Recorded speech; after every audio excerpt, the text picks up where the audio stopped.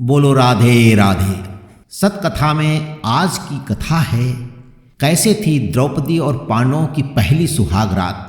आइए इसके कुछ हम रोचक जानकारी सुनते हैं, लेकिन इससे पहले चैनल को सब्सक्राइब करें, लाइक और शेयर करें। महाभारत की कहानी वैसे तो कौरवों और पांडवों के बीच युद्ध पर आधारित है, लेकिन कुछ ऐसे भी वृत्तांत हैं या ऐसी कहानियां हैं जो भी काफ़ी रोचक हैं। महाभारत में द्रौपदी के साथ जितना अन्याय होता दिखता है, उतना अन्याय इस महाकथा में किसी अन्य स्त्री के साथ नहीं हुआ। द्रौपदी संपूर्ण नारी थी और शायद द्रौपदी भारतीय पौराणिक इतिहास की प्रथम महिला थी जिसके 5 पति थे और जो 5 पुरुषों के साथ रमण करती थी। लेकिन क्या आपने कभी सोचा है कि 5 पुरुषों से विवाह करने के बाद उसने सभी पांडवों के साथ सुहाग रात कैसे मनाई होगी, या 5 पांडवों को कन्या रूप में कैसे मिली होगी। द्रौपदी महाभारत की वो पात्र है जिसके अपमान के कारण ही इतिहास का सबसे भयंकर रक्त रंजित हुआ। महाभारत में द्रौपदी का चरित्र जितना अनोखा है, उसके जन्म की कथा भी उतनी ही चमत्कारिक है। द्रौपदी राजा द्रुपद की पुत्री थी जिनका जन्म यज्ञ की अग्नि से हुआ था, और इससे जुड़ी कथा भी बड़ी ही रोचक है। कथा के अनुसार जब राजा द्रुपद और कौरव पांडवों के गुरु द्रोणाचार्य के एक समय में बहुत ही अच्छा मित्र हुआ करते थे, और बचपन में द्रुपद ने द्रोणाचार्य को ये वचन दे रखा था कि जब वो राजा बनेंगे तो अपना आधा राज अपने मित्र द्रोण को दे देंगे। परंतु राजा बनने के बाद द्रुपद ने द्रोणाचार्य को आधा राज देने से मना कर दिया और अपने राजसभा से अपमानित कर निकाल दिया। द्रुपद के हाथों अपमानित होने के कारण द्रोण भटकते भटकते हस्तिनापुर पहुँचे, जहाँ भीष्म पितामह ने द्रोणाचार्य को हस्तिनापुर के राजकुमारों को शिक्षा देने का कार्य सौंपा। इसके बाद जो है द्रोण कौरव और पांडवों को अस्त्र शस्त्र की शिक्षा देने लगे। यूं ही समय बीतता गया और जब कौरव और पांडवों की शिक्षा पूर्ण हो गई तब गुरु द्रोणाचार्य ने उनसे गुरु दक्षिणा के रूप में पांचाल देश मांगा। गुरु के आदेश पाते ही पहले कौरवों ने पांचाल देश पर आक्रमण किया, लेकिन उन्हें द्रुपद के हाथों पराजित होना पड़ा। फिर पांडवों ने पांचाल देश पर आक्रमण कर राजा द्रुपद को बंदी बना और अपने गुरु के समक्ष ले आए। तब गुरु द्रोणाचार्य ने जीते हुए पांचाल देश का आधा भाग राजा द्रुपद को दे दिया और शेष आधे राज्य का राजा अपने पुत्र अश्वत्थामा को बनाया। इधर द्रोणाचार्य ने अपमानित होने के बाद राजा द्रुपद प्रतिशोध की अग्नि में जलने लगे और एक ऐसा पुत्र प्राप्त करने की कामना करने लगे जो उनके शत्रु द्रोण का वध कर सके, और इसके लिए उन्होंने एक ऋषि के कहने पर पुत्र प्राप्ति यज्ञ शुरू कर दिया। और इसी यज्ञ की अग्नि से पुत्र दृष्टद्युम्न के साथ साथ एक पुत्री द्रौपदी भी प्रकट हुई, और यही कारण था कि द्रौपदी को यज्ञसेनी के नाम से भी जाना जाता है। दिव्य द्रौपदी एक युवती के रूप में हवन कुंड से प्रकट हुई थी, इसलिए कुछ समय पश्चात राजा द्रुपद ने अपनी पुत्री के लिए स्वयंवर का आयोजन किया। अपनी पुत्री के स्वयंवर के लिए राजा द्रुपद ने सभी राज्यों के राजाओं को आमंत्रित किया, और उधर जब द्रौपदी के स्वयंवर की घोषणा हुई तब माता कुंती सहित 5 पांडव लाक्षागृह कांड के बाद ब्राह्मण के वेश में वन में रहते थे। जब इस बात की उन्हें सूचना मिली कि द्रौपदी का स्वयंवर हो रहा है और वहाँ श्री कृष्ण भी आएंगे, तो 5 पांडव उनकी दर्शन की अभिलाषा के लिए पांचाल देश की ओर निकल पड़े और स्वयंवर के दिन पांचाल जा पहुँचे।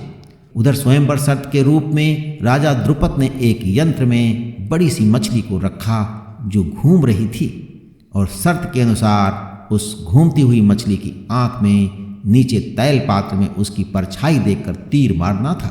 स्वयंवर के दिन एक के बाद एक सभी राजा महाराजा एवं राजकुमारों ने घूमती हुई मछली की आंख पर उसके प्रतिबिंब को नीचे जल में देखकर निशाना साधने का प्रयास किया, किंतु सफलता हाथ न लगी और वह सभी एक एक करके अपने स्थान पर लौट आए।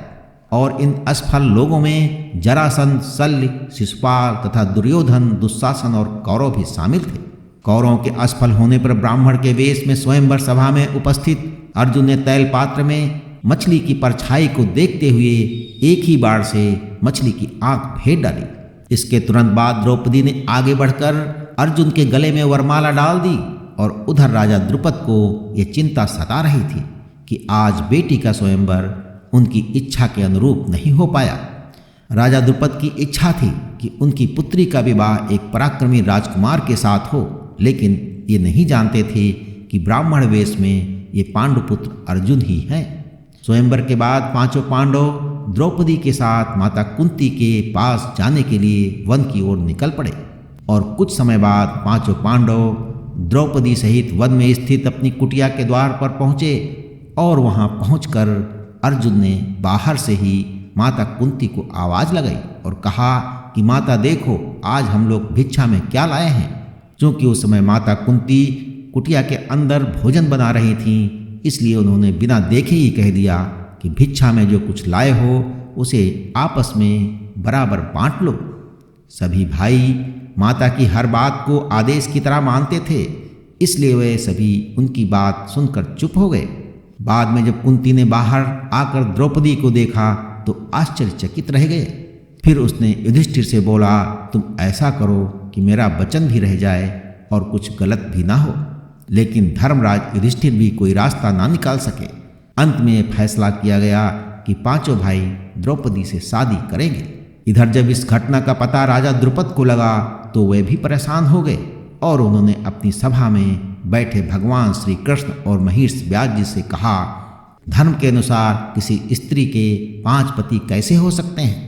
तब महिष व्यास ने राजा द्रुपद को बताया कि द्रौपदी को उसके पूर्व जन्म में भगवान शिव ने ऐसा ही वरदान दिया था।